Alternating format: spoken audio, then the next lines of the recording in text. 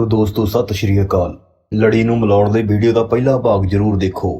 ਹਰੀ ਸਿੰਘ ਨਲੂਆ ਖਾਲਸਾ ਰਾਜ ਦੀਆਂ ਸਰਹੱਦਾਂ ਨੂੰ ਰੱਖਿਅਤ ਕਰਨ ਲਈ ਚੋਖਾ ਸੁਚੇਤ ਸੀ। ਇਸੇ ਲਈ ਉਹ ਲੇਹ ਲਦਾਖ ਦੇ ਇਲਾਕੇ ਕਸ਼ਮੀਰ ਨਾਲ ਰਲਾਉਣ ਲਈ ਉਤਸੁਕ ਸੀ। ਅੰਗਰੇਜ਼ ਕੂਟਨੀਤਿਕ ਕਾਰਵਾਈਆਂ ਕਰਕੇ ਮਹਾਰਾਜੇ ਨੇ ਹਰੀ ਸਿੰਘ ਨੂੰ ਲੇਹ ਲਦਾਖ ਦੀ ਜਿੱਤ ਦੀ ਆਗਿਆ ਤਾਂ ਨਾ ਦਿੱਤੀ, ਪਰ ਹਰੀ ਸਿੰਘ ਨਲੂਆ ਨੇ ਲੇਹ ਲਦਾਖ ਦੇ ਰਾਜੇ ਤੋਂ ਖਿਰਾਜ਼ ਉਗਰਾ ਲਿਆਂਦਾ ਅਤੇ ਇਸ ਪ੍ਰਕਾਰ ਲਦਾਖ ਦੇ ਖੇਤਰ ਵਿੱਚ ਖਾਲਸਾ ਸਰਕਾਰ ਦੀ ਪ੍ਰਮੁੱਖਤਾ ਮਨਵਾ ਲਈ। ਕਸ਼ਮੀਰ ਦੀ ਜਿੱਤ ਦੇ ਉਪਰੰਤ ਖਾਲਸਾ ਰਾਜ ਦੇ ਉੱਤਰ ਪੱਛਮੀ ਸਰਹੱਦਾਂ ਦੀ ਸੁਰੱਖਿਆ ਦੀ ਸਮੱਸਿਆ ਬੜੀ ਗੰਭੀਰ ਬਣ ਗਈ ਸੀ, ਕਿਉਂਕਿ ਹਜ਼ਾਰਾਂ ਦੇ ਰਾਸਤੇ ਹੀ ਅਫਗਾਨ ਕਬਾਇਲੀ ਕਸ਼ਮੀਰ ਵੱਲ ਆਉਂਦੇ ਸਨ। ਹਜ਼ਾਰਾ ਖੇਤਰ ਦੇ ਇਲਾਕੇ ਮਹਾਰਾਜਾ ਰਣਜੀਤ ਸਿੰਘ ਨੇ ਜਿੱਤ ਤਾਂ ਲਏ ਸਨ, ਪਰ ਇੱਥੇ ਸੁਰੱਖਿਆ ਵਿਵਸਥਾ ਸੰਗਠਿਤ ਨਹੀਂ ਸੀ ਹੋ ਸਕੀ। ਅਫਗਾਨ ਅਟਕਦੇ ਰਾਸਤੇ ਕਸ਼ਮੀਰ ਤੇ ਲਗਾਤਾਰ ਹਮਲੇ ਕਰਦੇ ਸਨ ਅਤੇ ਕਸ਼ਮੀਰ ਉੱਪਰ ਅਧਿਕਾਰ ਦਾ ਦਾਅਵਾ ਵੀ ਕਰਦੇ ਸਨ। 1813 ਵਿੱਚ ਅਟਕਦੀ ਜਿੱਤ ਉਪਰੰਤ ਉੱਥੋਂ ਮਲੀਆ ਅਗਰਾਉਣ ਅਤੇ ਅਮਨ ਸ਼ਾਂਤੀ ਬਣਾ ਕੇ ਪੂਰਨ ਤੌਰ ਤੇ ਸਰਕਾਰੀ ਅਧਿਕਾਰ ਜਮਾਉਣਾ ਇੱਕ ਵੱਡੀ ਸਮੱਸਿਆ ਬਣ ਗਈ ਸੀ। ਕਸ਼ਮੀਰ ਉੱਪਰ ਫਤਿਹ ਖਾਨ ਨੇ ਹਮਲਾ ਕਰਨ ਦਾ ਹੀਆ ਵੀ ਕੀਤਾ। ਇਸੇ ਦੌਰਾਨ ਰਾਵਲਪਿੰਡੀ ਦਾ ਸਿੱਖ ਸੂਬੇਦਾਰ ਮੱਖਣ ਸਿੰਘ ਅਤੇ ਹਜ਼ਾਰੇ ਦਾ ਨਾਜ਼ਮ ਅਮਰ ਸਿੰਘ ਕਲਾਂ ਮਜੀਠੀਆ ਦੇ ਪਠਾਣਾ ਹੱਥੋਂ ਮਾਰੇ ਜਾਣ ਕਾਰਨ ਖਾਲਸਾ ਦਰਬਾਰ ਅਤੇ ਮਹਾਰਾਜਾ ਰਣਜੀਤ ਸਿੰਘ ਦੇ ਵਕਾਰ ਨੂੰ ਕਾਫੀ ਹਾਨੀ ਪੁੱਜੀ। ਹੁਕਮ ਸਿੰਘ ਚਿਮਨੀ, ਕੰਵਰ ਸ਼ੇਰ ਸਿੰਘ, ਤਾਰਾ ਸਿੰਘ ਅਤੇ ਸਰਦਾਰਨੀ ਸਦਾ ਕੌਰ ਅਧੀਨ ਭੇਜੀਆਂ ਫੌਜਾਂ ਨੂੰ ਵੀ ਕੋਈ ਸਫਲਤਾ ਨਾ ਮਿਲੀ। ਦੀਵਾਨ ਮੋਤੀ ਰਾਮ ਦਾ ਪੁੱਤਰ ਰਾਮ ਦਿਆਲ, ਜੋ ਹਜ਼ਾਰੇ ਦਾ ਨਾਜ਼ਮ ਸੀ, ਉਹ ਵੀ ਇਸੇ ਸਮੇਂ ਪਠਾਣਾ ਹੱਥੋਂ ਮਾਰਿਆ ਗਿਆ। ਅਜਿਹੇ ਗੰਭੀਰ ਹਾਲਾਤਾਂ ਦੇ ਟਕਰਾਅ ਕਾਰਨ ਮਹਾਰਾਜਾ ਰਣਜੀਤ ਸਿੰਘ ਨੇ ਇਨ੍ਹਾਂ ਖਰੂਦੀ ਕਬਾਇਲੀ ਇਲਾਕਿਆਂ ਵਿੱਚ ਹਰੀ ਸਿੰਘ ਨਲੂਆ ਦੀ ਨਿਯੁਕਤੀ ਕਰਨ ਦਾ ਫੈਸਲਾ ਕੀਤਾ।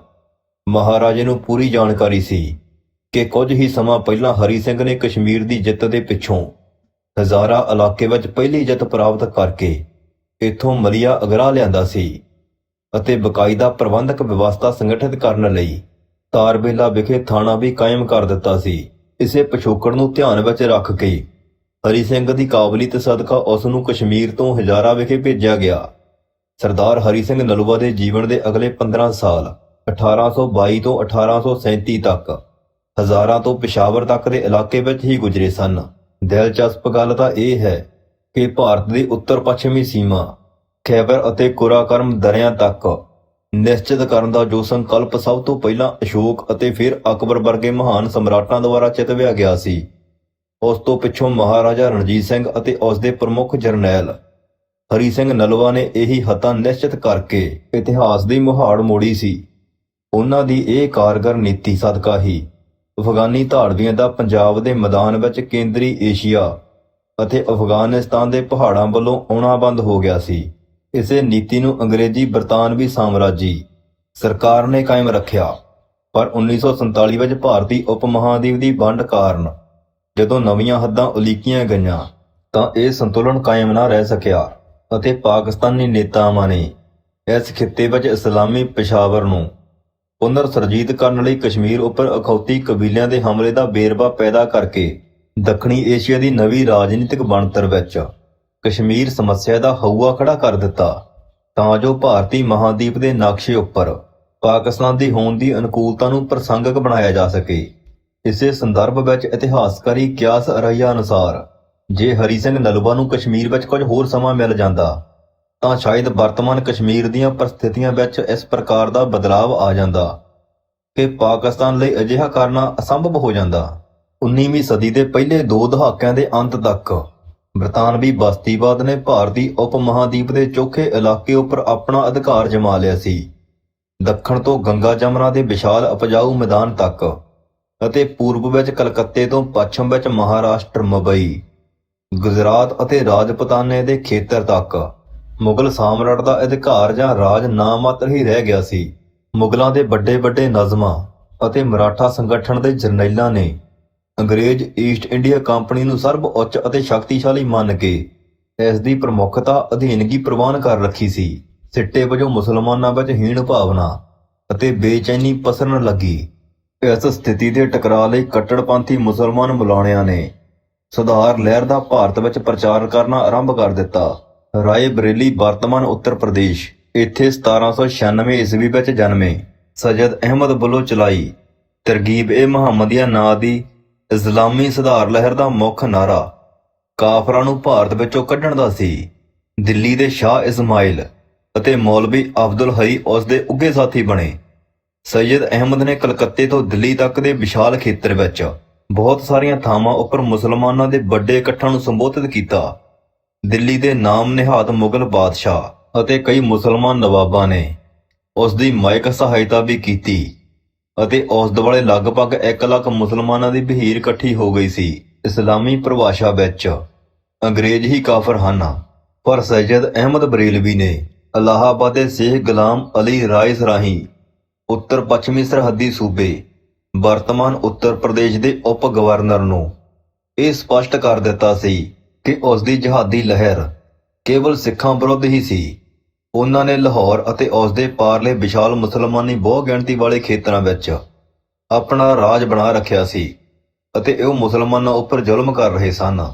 ਸੈਯਦ ਅਹਿਮਦ ਦਾ ਇਹ ਵੀ ਪ੍ਰਚਾਰ ਸੀ ਕਿ ਸਿੱਖ ਮੁਸਲਮਾਨਾਂ ਨੂੰ ਨਮਾਜ਼ ਲਈ ਅਜ਼ਾ ਬਾਂਗ ਨਹੀਂ ਦੇਣ ਦਿੰਦੇ ਅਤੇ ਉਹਨਾਂ ਨੇ ਗਊਕਸ਼ੀ ਵੀ ਬੰਦ ਕਰ ਰੱਖੀ ਸੀ। ਗਵਰਨਰ ਨੇ ਸੈਯਦ ਅਹਿਮਦ ਦੇ ਪੱਤਰ ਦੇ ਉੱਤਰ ਵਿੱਚ ਇਹ ਲਿਖ ਭੇਜਿਆ ਕਿ ਅੰਗਰੇਜ਼ੀ ਸਰਕਾਰ ਨੂੰ ਅਜਿਹੇ ਪ੍ਰਚਾਰ ਸੰਬੰਧੀ ਉਨੀ ਦੇਰ ਕੋਈ ਇਤਰਾਜ਼ ਨਹੀਂ ਹੋਵੇਗਾ ਜਦੋਂ ਤੱਕ ਇਸ ਨਾਲ ਅਮਨ ਕਾਨੂੰਨ ਵਿੱਚ ਕੋਈ ਗੜਬੜ ਨਾ ਹੋਵੇ।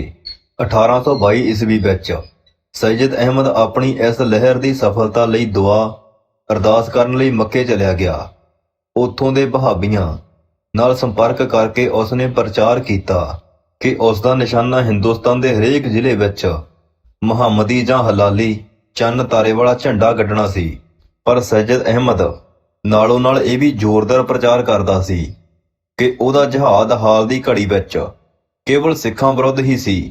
ਇਸ ਲਈ ਭਾਰਤ ਵਿਚਲੀ ਅੰਗਰੇਜ਼ੀ ਸਰਕਾਰ ਨੇ ਇਸ ਲਹਿਰ ਪ੍ਰਤੀ ਨਾ ਰੱਦ ਨਾ ਕਬੂਲ ਵਾਲੀ ਨੀਤੀ ਬਣਾਈ ਰੱਖੀ। ਇਹ ਸ਼ਾਇਦ ਉਹਨਾਂ ਦੀ ਕੂਟਨੀਤਿਕ ਨੀਤੀ ਦੀ ਅਨੁਕੂਲਤਾ ਵੀ ਸੀ। ਸੈਯਦ ਅਹਿਮਦ ਮੱਕੇ ਤੋਂ ਵਾਪਸੀ ਉਪਰੰਤ ਖੁੱਲ੍ਹੇ ਤੌਰ ਤੇ ਆਪਣੀ ਇਸ ਲਹਿਰ ਲਈ ਜਹਾਦੀ ਭਰਤੀ ਕਰਦਾ ਅਤੇ ਨਾਲ ਹੀ ਪੈਸੇ ਅਤੇ ਹਥਿਆਰਾਂ ਦੀ ਸਹਾਇਤਾ ਵੀ ਮੰਗਦਾ ਰਿਹਾ। ਵਿਸ਼ਵਾਸ ਕੀਤਾ ਜਾਂਦਾ ਹੈ ਕਿ ਮੱਕੇ ਵੱਲੋਂ ਵਾਪਸੀ ਸਮੇਂ ਉਹ ਤੁਰਕੀ ਦੇ ਸੁਲਤਾਨ ਅਤੇ ਕਾਬਲ ਅਫਗਾਨਿਸਤਾਨ ਦੇ ਅਮੀਰ ਦੋਸਤ ਮੁਹੰਮਦ ਖਾਨ ਨੂੰ ਵੀ ਮਿਲਿਆ ਅਤੇ ਉਹਨਾਂ ਪਾਸੋਂ ਉਸਨੇ ਸਿੱਖਾਂ ਵਿਰੁੱਧ ਜਹਾਦ ਲਈ ਸਹਾਇਤਾ ਵੀ ਮੰਗੀ। ਆਖਿਰ 1827 ਈਸਵੀ ਵਿੱਚ ਹੈਦਰੀ ਝੰਡਾ ਚਲਾਉਂਦੇ ਹੋਏ ਸੈਯਦ ਅਹਿਮਦ ਅਤੇ ਉਸਦੇ ਪੈਰੋਕਾਰ ਖੈਰਪੁਰ ਸਿੰਧ ਦੇ ਰਾਸਤੇ ਕੰਧਾਰ ਪੁੱਜ ਗਏ ਸਨ, ਪਰ ਉਸ ਨੂੰ ਬਾਰਕਜ਼ਾਈਆਂ ਵੱਲੋਂ ਪੂਰੀ ਸਹਾਇਤਾ ਨਾ ਮਿਲੀ। ਇਸ ਤੋਂ ਅੱਗੇ ਕਾਬਲ ਦਰਿਆ ਪਾਰ ਕਰਕੇ ਉਹ ਪੰਜਤਾਰ ਪੁੱਜੇ ਅਤੇ ਕੌਮ ਖੱਟਰ ਦੇ ਮੈਦਾਨ ਵਿੱਚ ਇਕੱਠੇ ਹੋਏ। ਉੱਥੇ ਉਹਨਾਂ ਖੈਰਾਬਾਦ ਦੇ ਕਿਲੇ ਦਾ ਘੇਰਾ ਘੱਤ ਲਿਆ। ਇੱਥੇ ਕਿਲੇਦਾਰ ਬੁੱਧ ਸਿੰਘ ਸੰਧਾਵਾਲੀਏ, ਜਿਸ ਕੋਲ ਅਚਨਚੇਤੀ ਹਮਲੇ ਦਾ ਟਕਰਾਅ ਕਰਨ ਲਈ ਲੋੜੀਂਦੀ ਫੌਜ ਅਤੇ ਲੋੜੀਂਦਾ ਅਸਲਾ ਨਹੀਂ ਸੀ, ਉਸਨੇ ਛੱਛ ਦੇ ਮੈਦਾਨ ਵਿੱਚ ਮਾਲੀਆ ਅਗਰਾਉਂਦੇ ਹੋਏ ਹਰੀ ਸਿੰਘ ਨਲੂਏ ਤੋਂ ਸਹਾਇਤਾ ਮੰਗੀ। ਹਰੀ ਸਿੰਘ ਨਲੂਏ ਕੋਲ ਉਸ ਸਮੇਂ ਕੇਵਲ 8000 ਸੈਨਿਕ ਸਨ। ਉਹ ਛੇਤੀ ਹੀ ਖੈਰਾਬਾਦ ਪੁੱਜ ਗਿਆ। ਸੈਯਦ ਅਹਿਮਦ ਦੀ ਬਹੀਰ ਹਰੀ ਸਿੰਘ ਦੇ ਸਿੱਖਤ ਮਰਜੀਵੜਿਆਂ ਦਾ ਟਾਕਰਾ ਨਾ ਕਰ ਸਕੀ ਅਤੇ ਉਹਨਾਂ ਨੂੰ ਪਿੱਛੇ ਹਟਣਾ ਪਿਆ। ਸਿੱਟੇ ਵਜੋਂ ਸੈਯਦ ਅਹਿਮਦ ਅਤੇ ਉਸਦੇ ਜਹਾਦੀ ਅਣਜਾਣੇ ਖੇਤਰ ਵਿੱਚ ਥਾਂ-ਥਾਂ ਸ਼ਰਨ ਲੈਣ ਲਈ ਭੱਜ ਉੱਠੇ। ਇਸੇ ਦੌਰਾਨ ਬਾਰਕਜ਼ਾਈ ਅਤੇ ਯੂਸਫਜ਼ਈ ਕਬੀਲਿਆਂ ਦੇ ਆਗੂਆਂ ਨੇ ਸੈਯਦ ਅਹਿਮਦ ਦੀਆਂ ਧੱਕੜਸ਼ਾਹੀ ਚਾਲਾਂ ਅਤੇ ਨਿੱਤਵਾਦੀਆਂ ਮੰਗਾਂ, ਵਿਸ਼ੇਸ਼ ਕਰਕੇ ਹਿੰਦੁਸਤਾਨੀ ਮੁਸਲਮਾਨਾਂ ਨਾਲ ਅਫਗਾਨੀ ਔਰਤਾਂ ਦੇ ਨਿਕਾਹ ਕਰਵਾਉਣ ਦੇ ਪ੍ਰਚਾਰ ਦਾ ਬੁਰਾ ਮਨਾਇਆ, ਜਿਸ ਕਰਕੇ ਉੱਥੋਂ ਛੇਤੀ ਹੀ ਸੈਯਦ ਅਹਿਮਦ ਨੂੰ ਕਸ਼ਮੀਰ ਦੀਆਂ ਪਹਾੜੀਆਂ ਵੱਲ ਖਿਸਕਣਾ ਪਿਆ। ਇੱਥੇ ਹਰੀ ਸਿੰਘ ਨਲੂਆ ਅਤੇ ਇਲਾਰਡ ਦੇ ਤੋਪਖਾਨਿਆਂ ਨੇ ਉਸ ਦੇ ਅਖੌਤੀ ਜਹਾਦੀਆਂ ਨੂੰ ਪਛਾੜ ਦਿੱਤਾ, ਪਰ 1-2 ਮਹੀਨਿਆਂ ਵਿੱਚ ਹੀ ਸੈਯਦ ਨੇ ਜਹਾਦੀਆਂ ਦੀ ਬਹੀਰ ਫੇਰ ਖੜੀ ਕਰ ਲਈ ਅਤੇ ਉਸ ਨੇ ਸੁਲਤਾਨ ਮੁਹੰਮਦ ਖਾਨ ਬਾਰਕਜ਼ਾਈ ਉੱਪਰ ਹਮਲਾ ਕਰਕੇ ਪਸ਼ਾਵਰ ਉੱਪਰ ਕਬਜ਼ਾ ਕਰ ਲਿਆ। ਇਸ ਸਫਲਤਾ ਨਾਲ ਸੈਯਦ ਅਹਿਮਦ ਦਾ ਹੌਸਲਾ ਹੋਰ ਵੱਧ ਗਿਆ ਅਤੇ ਉਸ ਨੇ ਆਪਣੇ ਖਲੀਫਾ ਹੋਣ ਦਾ ਐਲਾਨ ਕਰ ਦਿੱਤਾ ਅਤੇ ਆਪਣੇ ਨਾਂ ਤੇ ਸਿੱਕਾ ਵੀ ਚਲਾਇਆ। ਪਰ ਸਥਾਨਕ ਕਬੀਲਿਆਂ ਵਿੱਚ ਸੈਯਦ ਅਹਿਮਦ ਦੇ ਬਦਨਾਮ ਹੋ ਜਾਣ ਕਾਰਨ ਉਸ ਨੇ ਪਸ਼ਾਵਰ ਦਾ ਇਲਾਕਾ ਸੁਲਤਾਨ ਮੁਹੰਮਦ ਨੂੰ ਨਿਸ਼ਚਿਤ ਖਰਾਜ ਤਾਰਨ ਦੀ ਸ਼ਰਤ ਉੱਪਰ ਵਾਪਸ ਕਰ ਦਿੱਤਾ। ਇਸ ਪਿੱਛੋਂ ਸੈਯਦ ਦਾ ਪਤਨ ਨਿਸ਼ਚਿਤ ਹੋ ਗਿਆ। ਉਧਰ ਕੰਵਰ ਸ਼ੇਰ ਸਿੰਘ ਅਤੇ ਨਲਵੇ ਸਰਦਾਰ ਅਧੀਨ ਸਿੱਖ ਫੌਜਾਂ ਉਸ ਦਾ ਪਿੱਛਾ ਕਰਨ ਲੱਗੀਆਂ। ਇਸ ਪ੍ਰਕਾਰ ਸੈਯਦ ਅਤੇ ਉਸ ਦੇ ਜਹਾਦੀ ਸਿੱਖ ਫੌਜਾਂ ਅਤੇ ਸਥਾਨਕ ਕਬਾਇਲੀਆਂ ਵਿਚਕਾਰ ਘਿਰ ਗਏ। ਸਿੱਟੇ ਵਜੋਂ ਬਾਲਕੋਟ ਦੇ ਨੇੜੇ ਮਨਸ਼ੇਰਾਂ ਦੇ ਸਥਾਨ ਉੱਪਰ ਸੈਯਦ ਅਹਿਮਦ ਕੰਵਰ ਸ਼ੇਰ ਸਿੰਘ ਅਤੇ ਇੱਕ ਫੌਜੀ ਦਸਤੇ ਹੱਥੋਂ ਮਾਰਿਆ ਗਿਆ। ਕਰਨਲ ਗਾਰਡਨ ਨੇ ਉਸ ਦੇ ਜਹਾਦੀਆਂ ਨੂੰ ਇੱਕ-ਇੱਕ ਕਰਕੇ ਮਰਦੇ ਅੱਖੀਂ ਵੇਖਿਆ ਸੀ। ਕੰਵਰ ਸ਼ੇਰ ਸਿੰਘ ਨੇ ਸੈਯਦ ਅਹਿਮਦ ਦੀ ਲਾਸ਼ ਆਪਣੇ ਕੋਲ ਮੰਗਵਾ ਕੇ ਉਸ ਨੂੰ ਆਪ ਇੱਕ ਕੀਮਤੀ ਦਸਾਲੇ ਵਿੱਚ ਢਕਿਆ ਅਤੇ ਇਸਲਾਮੀ ਰਸਮਾਂ ਅਨੁਸਾਰ ਉਸ ਨੂੰ ਸਤਿਕਾਰ ਸਹਿਤ ਦਫਨਾਇਆ ਗਿਆ। ਮਹਾਰਾਜਾ ਰਣਜੀਤ ਸਿੰਘ ਵੱਲੋਂ ਕੰਵਰ ਦੀ ਇਸ ਕਾਰਵਾਈ ਦੀ ਬਹੁਤ ਜ਼ਿਆਦਾ ਸ਼ਲਾਘਾ ਕੀਤੀ ਗਈ। ਸੈਯਦ ਅਹਿਮਦ ਦੇ ਬਰਤਾਂਤ ਦੇ ਇੱਥੇ ਵੇਰਵੇ ਭਰਪੂਰ ਵਰਣਨ ਦੀ ਪ੍ਰਸੰਗਤਾ ਇਹ ਬਣਦੀ ਹੈ ਕਿ 1831 ਈਸਵੀ ਤੋਂ ਪਿੱਛੋਂ ਹਰੀ ਸਿੰਘ ਨਲੂਆ ਨੂੰ ਅੰਗਰੇਜ਼ਾਂ ਨਾਲ ਗੱਲਬਾਤ ਨਾਲ ਸੰਬੰਧਿਤ ਰੱਖਿਆ ਜਾਣ ਲੱਗਾ। ਸ਼ਾਇਦ ਇਹ ਉਸ ਦੀ ਕੂਟਨੀਤਿਕ ਸੂਝ-ਬੂਝ ਸਦਕਾ ਹੀ ਸੀ। ਉਹ ਰੋਪੜ ਵੇਲੇ ਮਹਾਰਾਜਾ ਰਣਜੀਤ ਸਿੰਘ ਅਤੇ ਲਾਰਡ ਵਿਲੀਅਮ ਬੈਟਿਕ ਦੇ ਮਿਲਣੀ ਦੌਰਾਨ ਵੀ ਹਾਜ਼ਰ ਸੀ। ਲਾਹੌਰ ਦਰਬਾਰ ਵਿੱਚ ਇਹ ਇੱਕ ਸਰਦਾਰ ਸੀ ਜੋ ਨਿਰਝੱਕ ਹੋ ਕੇ ਮਹਾਰਾਜ ਦੇ ਸਾਹਮਣੇ ਆਪਣੀ ਰਾਏ ਪ੍ਰਗਟ ਕਰਨ ਦੀ ਖੁੱਲ੍ਹ ਲੈ ਸਕਦਾ ਸੀ। ਇਸ ਗੱਲ ਨੂੰ ਅੰਗਰੇਜ਼ੀ ਕੂਟਨੀਤਿਕਾਂ ਨੇ ਵੀ ਦੇਖ ਲਿਆ ਸੀ। ਸੈਯਦ ਅਹਿਮਦ ਦੀ ਸਿੰਧ ਪਾਰ ਇਲਾਕਿਆਂ ਵਿੱਚ ਕੀਤੀ ਸੋਰਸ ਨੂੰ ਹਰੀ ਸਿੰਘ ਅੰਗਰੇਜ਼ਾਂ ਦਾ ਖਾਲਸਾ ਦਰਬਾਰ ਵਿਰੋਧੀ ਗਿਣੀ ਮਿਥੀ ਕਾਰਵਾਈ ਮੰਨਦਾ ਸੀ। ਇਸ ਸਮੇਂ ਤੱਕ ਮਹਾਰਾਜਾ ਰਣਜੀਤ ਸਿੰਘ ਨੂੰ ਹਰੀ ਸਿੰਘ ਨਲੂਏ ਦੀ ਦਲੇਰੀ, ਯੁੱਧ ਕਲਾ ਅਤੇ ਪਰਪੱਕਤਾ ਅਤੇ ਤੀਖਣ ਬੁੱਧੀ ਦੇ ਨਾਲ-ਨਾਲ ਕੂਟਨੀਤਿਕ ਸੂਝ-ਬੂਝ ਸੰਬੰਧੀ ਵੀ ਪੂਰੀ ਜਾਣਕਾਰੀ ਪ੍ਰਾਪਤ ਹੋ ਚੁੱਕੀ ਸੀ। 1831 ਈਸਵੀ ਤੱਕ ਭਾਰਤ ਦੀ ਅੰਗਰੇਜ਼ੀ ਹਕੂਮਤ ਨੇ ਸ਼ਿਮਲਾ ਦੀਆਂ ਪਹਾੜੀਆਂ ਵਿੱਚ ਆਪਣੀਆਂ ਗਰਮੀਆਂ ਦੀਆਂ ਰੁੱਤਾਂ ਲਈ ਰਾਜਧਾਨੀ ਸ਼ਿਮਲਾ ਵਿਖੇ ਬਣਵਾ ਲਈ ਸੀ। ਉਸੇ ਸਾਲ ਅੰਗਰੇਜ਼ਾਂ ਵੱਲੋਂ ਸਿੰਧ ਦੇ ਅਮੀਰਾਂ ਨਾਲ ਸੰਧੀ ਲਈ ਦੂਤ ਵੀ ਭੇਜੇ ਗਏ ਸਨ। ਅਟਕ ਪਾਰ ਅਫਗਾਨੀ ਇਲਾਕਿਆਂ ਵਿੱਚ ਜਿਸ ਸਫਲਤਾ ਨਾਲ ਹਰੀ ਸਿੰਘ ਨਲੂਏ ਨੇ ਅਫਗਾਨੀ ਧੱਕੜਸ਼ਾਹੀ ਨੂੰ ਠੱਲ ਪਾਉਣ ਉਪਰੰਤ ਦੂਰਰਸੀ ਸੁਰੱਖਿਆ ਪ੍ਰਬੰਧ ਕੀਤੇ, ਉਹਨਾਂ ਦੀ ਚਰਚਾ ਯੂਰਪੀ ਦੇਸ਼ਾਂ ਤੱਕ ਚੱਲਦੀ ਸੀ। ਅੰਗਰੇਜ਼ ਨਹੀਂ ਸਨ ਚਾਹੁੰਦੇ ਕਿ ਇਸ ਖੇਤਰ ਵਿੱਚ ਵਿਸ਼ੇਸ਼ ਕਰਕੇ ਰੂਸ ਜਾਂ ਕਿਸੇ ਹੋਰ ਦੇਸ਼ ਦਾ ਪ੍ਰਭਾਵ ਬਣੇ। ਇਸ ਸਮੇਂ ਤੱਕ ਮੱਧ ਏਸ਼ੀਆ ਦੇ ਦੇਸ਼ਾਂ ਵਿੱਚ ਮਹਾਰਾਜਾ ਰਣਜੀਤ ਸਿੰਘ ਦੇ ਦਰਬਾਰ ਦੀ ਸ਼ਾਨੋ ਸ਼ੌਕਤ ਦੀ ਚਰਚਾ ਵੀ ਖੂਬ ਮਿਲਦੀ ਸੀ। ਇਨ੍ਹਾਂ ਹਾਲਾਤਾਂ ਦੀ ਲੋੜ ਵਿੱਚ ਗਵਰਨਰ ਜਨਰਲ ਵਿਲੀਅਮ ਬੈਟਿਕ ਨੇ ਖਾਲਸਾ ਦਰਬਾਰ ਦਾ ਕੂਟਨੀਤਿਕ ਪੱਧਰ ਅਤੇ ਸਦਭਾਵਨਾ ਮਿਸ਼ਨਾਂ ਦੀਆਂ ਦੁਵੱਲੀਆਂ ਫੇਰੀਆਂ ਦਾ ਪ੍ਰਸਤਾਵ ਮਹਾਰਾਜੇ ਵੱਲ ਘੱਲਿਆ ਤਾਂ ਜੋ 1809 ਈਸਵੀ ਦੇ ਅਹਿਦਨਾਮੇ ਦੁਆਰਾ ਸਥਾਪਤ ਮਿੱਤਰਤਾ ਨੂੰ ਮੁੜ ਦੁਹਰਾਇਆ ਜਾ ਸਕੇ। ਮਹਾਰਾਜੇ ਨੇ ਇਹ ਸੁਝਾਅ ਮੰਨ ਲਿਆ ਅਤੇ ਸਰਦਾਰ ਹਰੀ ਸਿੰਘ ਨਲੂਏ ਦੀ ਅਗਵਾਈ ਵਿੱਚ ਗਵਰਨਰ ਜਨਰਲ ਅਤੇ ਭਾਰਤ ਵਿੱਚ ਬਰਤਾਨਵੀ ਫੌਜਾਂ ਦੇ ਪ੍ਰਮੁੱਖ ਜਰਨੈਲਾਂ ਵੱਲ ਮਿਸ਼ਨ ਭੇਜੇ ਜਾਣ ਦੀ ਪ੍ਰਵਾਨਗੀ ਦੇ ਦਿੱਤੀ। ਇਸੇ ਲਈ ਹਰੀ ਸਿੰਘ ਨੂੰ ਦਰਬਾਰ ਵਿੱਚ ਤੁਰੰਤ ਹਾਜ਼ਰ ਹੋਣ ਲਈ ਸੰਦੇਸ਼ ਭੇਜਿਆ ਗਿਆ। ਨਲੂਆ ਸਰਦਾਰ ਲਾਹੌਰ ਪੁੱਜ ਕੇ ਮਹਾਰਾਜਾ ਸਾਹਿਬ ਦੇ ਸਨਮੁਖ 5000 ਰੁਪਏ ਨਾਨਕਸ਼ਾਹੀ ਅਤੇ ਵਧੀਆ ਅਰਬੀ ਘੋੜੇ ਨਜਰਾਨੇ ਵਜੋਂ ਲੈ ਕੇ ਪੇਸ਼ ਹੋਇਆ ਅਤੇ ਨਾਲ ਹੀ ਉਸਨੇ ਮਹਾਰਾਜ ਨੂੰ ਇਹ ਵੀ ਵਿਸ਼ਵਾਸ ਦਿਵਾਇਆ ਕਿ ਜਿਸ ਪ੍ਰਕਾਰ ਦੀ ਸੇਵਾ ਸਰਕਾਰ ਵੱਲੋਂ ਉਸ ਦੇ ਜ਼ਿੰਮੇ ਲਗਾਈ ਜਾਵੇਗੀ ਉਹ ਪੂਰੀ ਨਿਸ਼ਠਾ ਅਤੇ ਦਿਆਨਤਦਾਰੀ ਨਾਲ ਨਿਭਾਈ ਜਾਵੇਗੀ। ਸੋਹਣ ਲਾਲ ਸੂਰੀ ਇਸ ਅਵਸਥਾ ਤੇ ਹਰੀ ਸਿੰਘ ਨਲੂਏ ਨੂੰ ਸ਼ਿਮਲੇ ਵੱਲ ਰਵਾਨਾ ਹੋਣ ਸਮੇਂ ਇੱਕ ਬੜਮੁੱਲੀ ਖਿੱਲਤ ਪ੍ਰਦਾਨ ਕੀਤੀ ਅਤੇ ਸੁਰੱਖਿਆ ਲਈ 100 ਹਥਿਆਰਬੰਦ ਘੋੜਸਵਾਰ ਨਾਲ ਭੇਜਣ ਦੇ ਹੁਕਮ ਜਾਰੀ ਕੀਤੇ ਗਏ। ਕੁਝ ਹੀ ਦਿਨਾਂ ਪਿੱਛੋਂ ਹਰੀ ਸਿੰਘ ਨਲੂਏ ਦੀ ਅਗਵਾਈ ਹੇਠ ਇੱਕ ਉੱਚ ਪੱਧਰੀ ਕੂਟਨੀਤਿਕ ਮਿਸ਼ਨ ਸ਼ਿਮਲੇ ਵੱਲ ਚੱਲ ਪਿਆ। ਪਹਿਲਾ ਪੜਾਅ ਲੁਧਿਆਣੇ ਸੀ, ਜਿੱਥੇ ਬਰਤਾਨਵੀ ਪ੍ਰਤੀਨਿਧ ਕੈਪਟਨ ਵੇਡ ਨੇ ਮਿਸ਼ਨ ਦਾ ਨਿੱਘਾ ਸਵਾਗਤ ਕੀਤਾ। ਇਹ ਸਵਾਗਤ ਭਾਰਤ ਦੇ ਹੋਰ ਰਾਜੇ ਮਹਾਰਾਜਿਆਂ ਦੇ ਮਿਸ਼ਨਾਂ ਨਾਲੋਂ ਵੱਧ ਸੋਭਨੀਕ ਸੀ।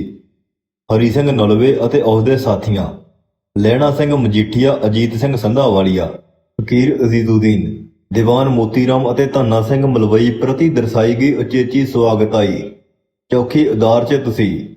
ਨਿਸ਼ਚੇ ਹੀ ਇਹ ਮਿਸ਼ਨ ਪੰਜਾਬ ਅਤੇ ਸਿੱਖਾਂ ਦੇ ਸਵਾਧੀਨ ਮਹਾਰਾਜੇ ਦੀ ਪ੍ਰਤੀਨਿਧਤਾ ਕਰ ਰਿਹਾ ਸੀ, ਜਿਸ ਦਾ ਦਰਜਾ ਅੰਗਰੇਜ਼ੀ ਰੱਖਿਅਕ ਸ਼ਾਸਨ ਅਧੀਨ ਨਵਾਬਾਂ, ਮਹਾਰਾਜਾ ਜਾਂ ਰਾਜਿਆਂ ਨਾਲੋਂ ਕਿਤੇ ਉੱਚਾ ਸੀ। ਤੋ ਦੋਸਤੋ, ਮਿਲਦੇ ਹਾਂ ਅਗਲੀ ਵੀਡੀਓ ਵਿੱਚ।